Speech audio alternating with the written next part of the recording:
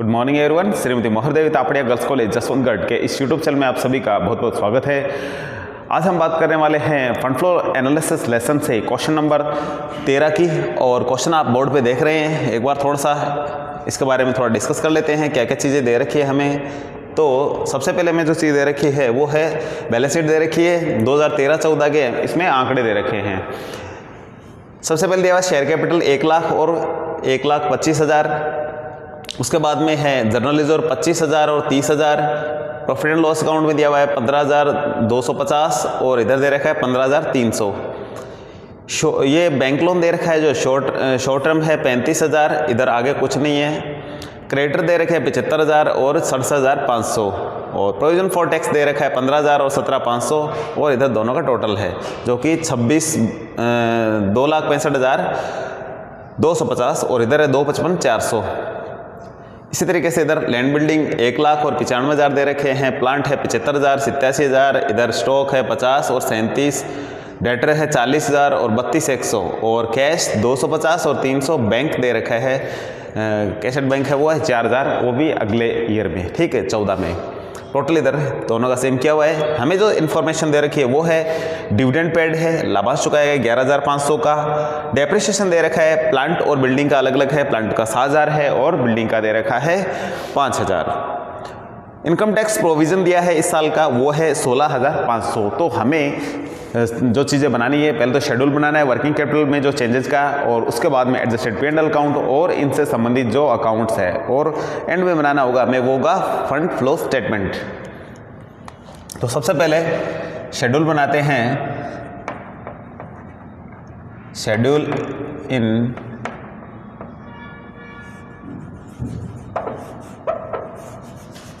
Schedule of change in WC। WC में change का schedule बना रहे हैं। सबसे पहले लिखना है पर्टिकुलर, इसमें आगे 2 कॉलम बनाने हैं जिनमें होगा 2013 और 2014 और आगे आएगा इफेक्ट ऑन WC। इंक्रीज और डिक्रीज क्या होगा वो लिखेंगे, इंक्रीज डिक्रीज। इस तरीके से ये चीज़ें हमें तैयार करनी है। और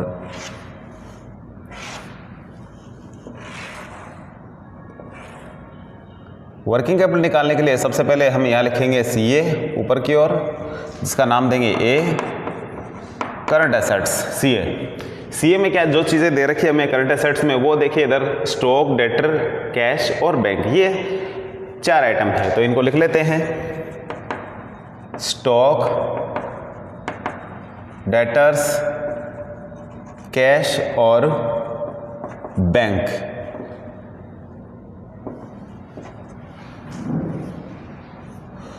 आगे इनका टोटल का खाना बनाएंगे हम। तो यहाँ हम करेंगे टोटल CA, फिर यहाँ लिखेंगे B पॉइंट बना करके CL का। CL में आप देखेंगे यहाँ से बैंक लोन है जो शॉर्ट टर्म है इसलिए ये आएगा, क्रेडिटर है, ये 2 चीज़ें आएगी। तो बैंक लोन और क्रेडिटर्स। बैंक लोन दे रखे हैं वो है स्टार्टिंग में 35,000 के हैं और एंड में कुछ नहीं है। क्रेडिटर 75,000 और 67,600, 75,000 और 67,600। और इधर लिखते हैं स्टॉक है 50 और 37, 50,000 और 37,000। डेटर है वो है 40,000 और 32,100। कैश है 250 और 300। बैंक 4,000। तो सबसे पहले इनका टोटल कर लेते हैं, इंक्रीज डिक्रीज बाद में कर देंगे। तो एक बार टोटल कर लेते हैं, 50,000, 40,000 और 250, क्योंकि 90,250 ये इसका टोटल कर लेते हैं 37 और 4 हो गए 41 और 32, ये हो गए हैं 73,400। तो इस तरीके से इसका लगभग हमने टोटल कर लिया है।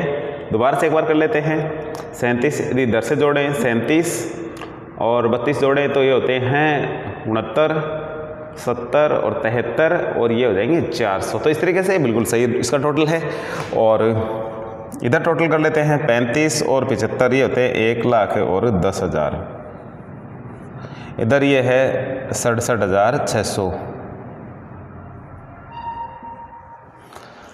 इंक्रीज डिक्रीज कर लेते हैं। इधर देखेंगे तो डिक्रीज हुआ है, कितने का हुआ है?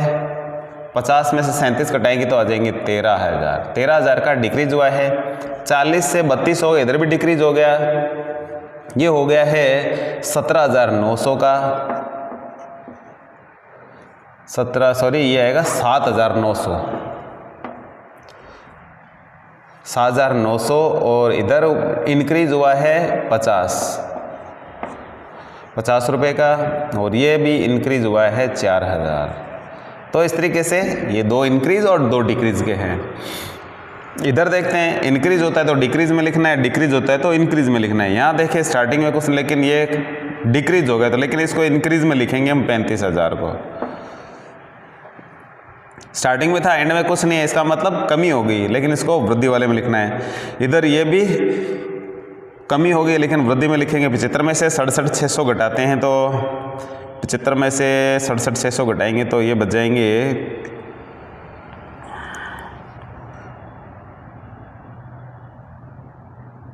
7,400। दोबारा से एक बार देख लेते हैं। ये 7,400 ही आएंगे। अब एक बार इनका टोटल कर लेते हैं और देख लेते हैं हमारे WC की क्या कंडीशन है। तो इधर इसका टोटल कर देते हैं ज़रा। 13 और 7 ये हो गया है 20,900। इधर टोटल कर लेते हैं, ये 35 और पहले इनको जोड़ लेते हैं। 35 और 4 39, फिर एक 40, 46, 450, 46, 450। एक बार इसमें से घटा देते हैं, देखते हैं वर्किंग कैपिटल कितनी है।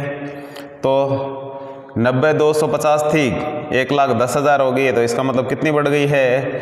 ये बढ़ गई है, इसमें से घटा लेते हैं, ये 10 और 20 में से 20,000 में से 250 और कम कर देते हैं तो आ जाएगा 19,750। इधर भी इधर घट गया है, इधर देखेंगे तो इधर घटाने पड़ेंगे हमें। तो 73,400 में से ये घटाएंगे तो ये पहले 0 0 14 में से 6 जाएंगे 8 और इधर हो जाएगा फिर 12 में से 7 जाएगा 5, 5800। तो ये हमारी वर्किंग कैपिटल थी दोनों ईयर की। यहाँ देख रहे हैं कि घट रही है, ठीक है। कितनी घट रही है तो घटा के दिखा देते हैं। 19,750 में से घटा देते हैं 5800, 0 5 17 में से 8 जाएगा 9, 8 में से 5 जाएंगे 3, 13,950। तो ये डिक्रीज़ हुई है, डिक्रीज़ इन WC 13,950 और इधर भी 13,950। तो एक बार हम इसका टोटल है जो बैलेंस दोबारा से चेक कर लेते हैं।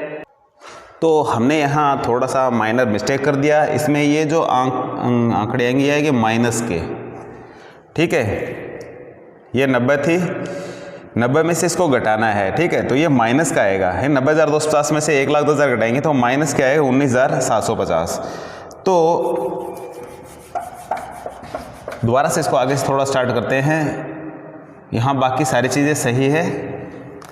अब हमें देखना है कि स्टार्टिंग में तो माइनस में थी, अब बढ़ गई है, इसका मतलब कितनी बढ़ी है। तो ये इसमें जोड़ेंगे तो 19 माइनस में हो तो ये संख्या जोड़ देनी है इसमें। 750 में 5800 जोड़े तो ये आता है 0 5, ये आएगा 5,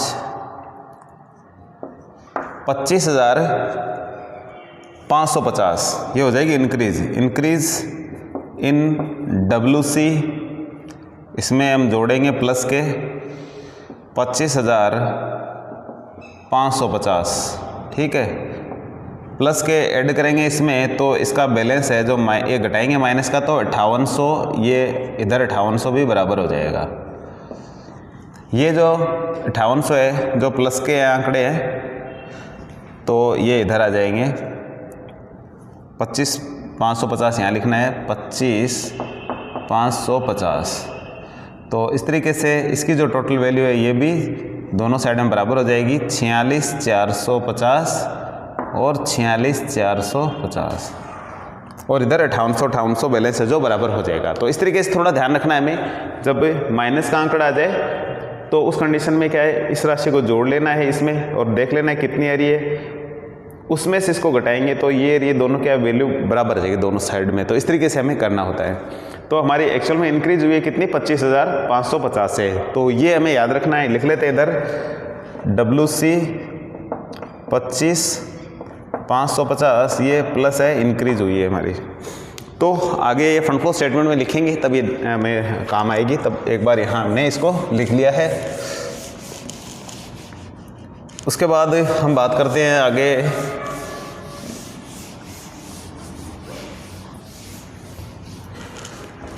फंड फ्लो स्टेटमेंट बना लेते हैं अब।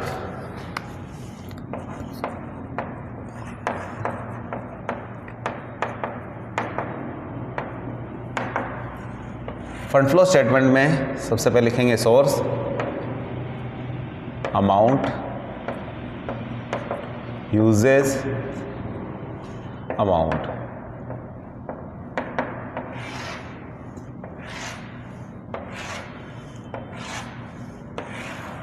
तो सबसे पहले ये वर्किंग कैपिटल ही लिख देते हैं, इंक्रीज हुई है, इंक्रीज इन WC 25,550। उसके बाद में हम यहाँ निकालेंगे एडजस्टेड P&L अकाउंट।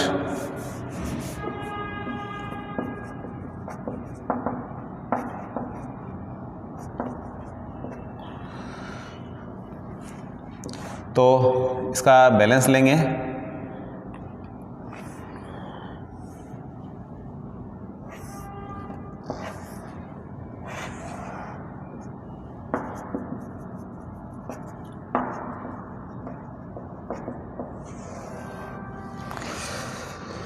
इसका बैलेंस लेंगे यहाँ बाय BD, और यहाँ लिखेंगे CD। ओपनिंग बैलेंस P&L का यहाँ दिया हुआ है 15,250 और इधर है 15,300। अब हमें इसमें P&L में यहाँ 2 वाली साइड में कुछ और चीज़ें लेनी है। वो कौन कौन सी चीज़ें हैं, तो साथ साथ में खाते बनाएंगे, उसके बाद में इनको सबको लिखेंगे। तो सबसे पहले जो एडजस्टमेंट दिया है डिविडेंड, तो पहले इसी को लिख देते हैं, डिविडेंड प्रोविज़न हो जाएगा, ये प्रोविज़न फॉर डिविडेंड कर सकते हैं इसको, ये 11,500। डेप्रिसिएशन ये सेम ही आ जाएगा, डेप्रिसिएशन प्लांट, और ये है बिल्डिंग, ये है 7,000 और 5,000। प्रोविज़न दिया है इनकम टैक्स का, ये भी सेम ही आ जाएगा।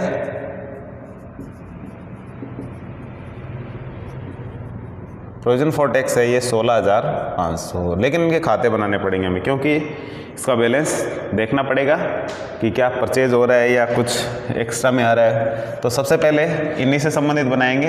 डेप्रिसिएशन जिनका दिया है उनका खाता बनाते हैं। सबसे पहले लैंड बिल्डिंग, ये वर्किंग नोट होते हैं, लैंड एंड बिल्डिंग अकाउंट है, इसका बैलेंस होता है ओपनिंग टू BD और बाई CD क्लोजिंग बैलेंस होगा इधर। तो ओपनिंग बैलेंस है इसका 1 लाख CD है 95,000 और बाई डेप्रिसिएशन इसका 5,000 दिया हुआ है हमें, तो ये बैलेंस बराबर हो गया इसका। इसके बाद में प्लांट अकाउंट बनाएंगे। इसका ओपनिंग टू BD, क्लोजिंग इसका CD बैलेंस इसका है 75,000 और यहाँ है 87,000 बाई डेप्रिसिएशन इसका दिया हुआ है बिल्डिंग का, सॉरी प्लांट का दिया हुआ है 7,000।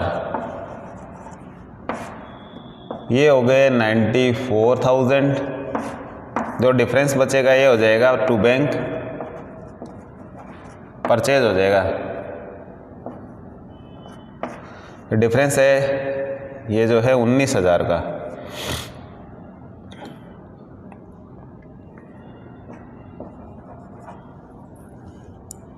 तो इसका टोटल कर लेते हैं, तो ये हो जाएगा बैंक परचेज हो जाएगा। इसके बाद में इनकम टैक्स का खाता और बना लेते हैं। प्रोविज़न फॉर टैक्स अकाउंट, इसके लिए हमें जो चीज़ निकालनी है सबसे BD/CD लिखते हैं। बाई BD ओपनिंग लिखेंगे इधर, टू CD इधर लिखेंगे। ओपनिंग है इसका प्रोविजन फॉर टैक्स का 15,000 और क्लोजिंग बैलेंस दिया हुआ है इसका 17,500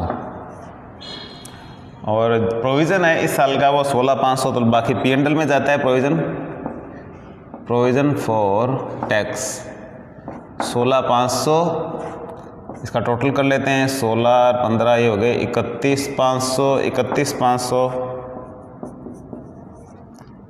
इसमें इसको घटाएंगे तो ये आ जाएगा 14,000। ये हो जाएगा टू बैंक, ये हो जाएगा टैक्स पेड, इस साल का टैक्स चुका है जो, ठीक है। ये फंड फ्लो में जाएगा, ये भी फंड फ्लो में जाएगा। तो इस तरीके से हमने जो आवश्यक चीज़ें थी उनसे संबंधित खाते सारे बना लिए हैं।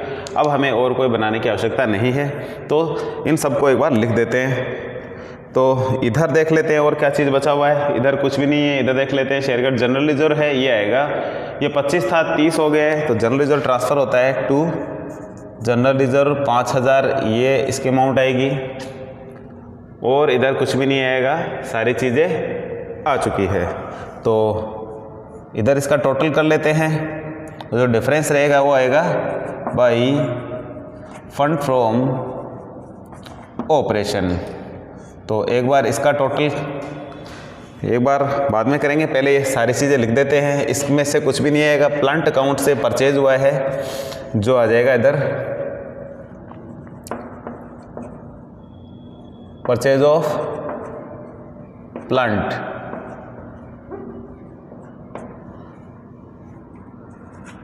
परचेज ऑफ प्लांट है 19,000 का और टैक्स पेड हो जाएगा 14,000 का। डिविडेंड पेड है 11,500।